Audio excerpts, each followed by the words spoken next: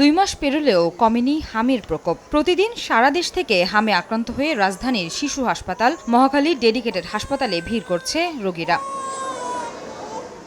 ঢাকার শিশু হাসপাতালে বেশিরভাগ ভর্তি শিশু ফরিদপুর, কুষ্টিয়া সহ অন্যান্য অঞ্চল থেকে এসেছে। প্রান্তিক হাসপাতালে পর্যাপ্ত আইসিইউ, এনআইসিইউ ও সেবার অভাবে অভিভাবকদের ভোগান্তি চরমে। ফরিদপুর আইসে নাই, ঢাকা পাঠাইছে।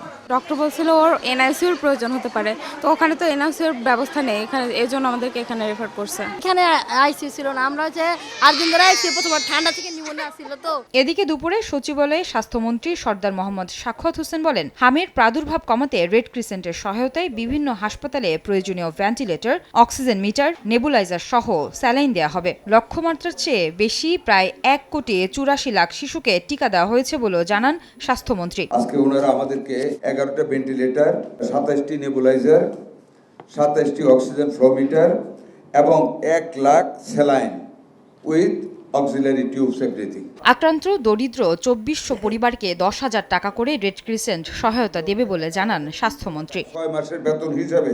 আয়েশা সিদ্দিক, সামিয়া, সময় সংবাদ, ঢাকা।